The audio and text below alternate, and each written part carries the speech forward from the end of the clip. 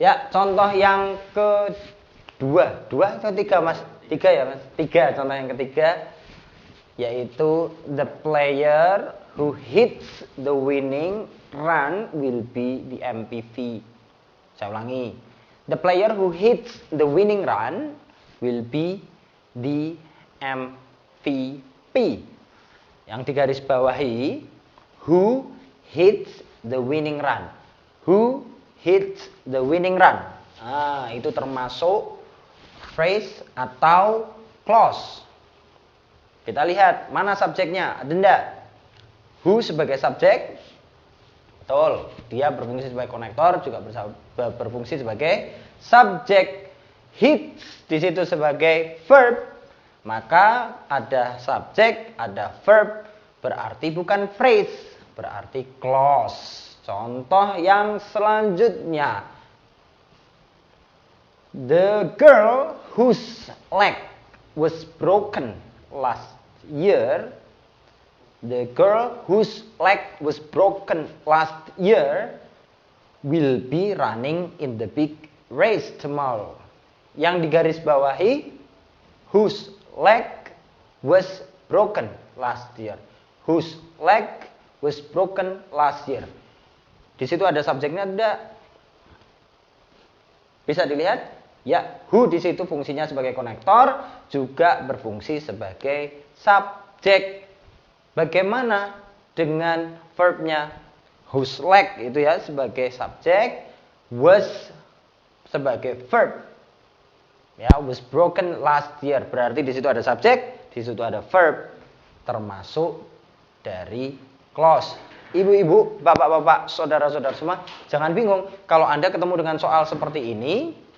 Anda hanya perlu melihat bahwa di situ adakah verbnya, adakah subjeknya. Kalau ada berarti termasuk dengan clause. Nanti Anda akan bisa perhatikan soal yang tadi tertera di layar kaca Anda.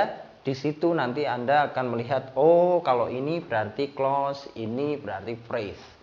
Oke, selanjutnya. After listening to the students.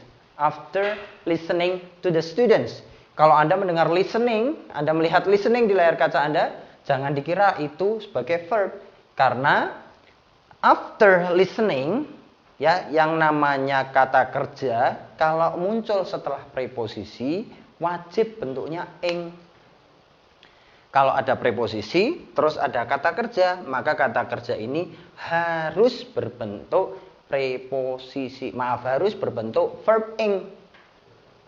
Jadi after listening, after drinking, after swimming, after studying, after eating, semua harus ing. Harus berbentuk jeren. Tahu jeren? Jeren itu bahasa Jawanya atau kendaraannya Pangeran Diponegoro, itu jeren. Ya. Oke, jadi jawabannya adalah frase. Contoh soal selanjutnya, after the game. After the game. After the game di sini tidak ada verbnya. Sudah pasti berarti jawabannya adalah phrase. Contoh selanjutnya, on last Saturday night. On last Saturday night. Apakah itu phrase ataukah itu clause? On last Saturday night. Jelas-jelas nyata-nyata di situ tidak ada verbnya, berarti itu phrase. Selanjutnya, toward the shop. Toward the shop. Apakah itu phrase atau clause? Mana subjeknya? Toward the shop. Itu subjek, mana verbnya? Tidak ada. Tidak ada verb, berarti itu phrase. Apa fungsinya untuk kita bisa membedakan klausa sama phrase? Kalau kita mampu membedakan mana klausa, mana phrase, maka kita tidak akan nanti dipusingkan dengan soal yang begitu panjang. Oke? Lagi, latihan selanjutnya.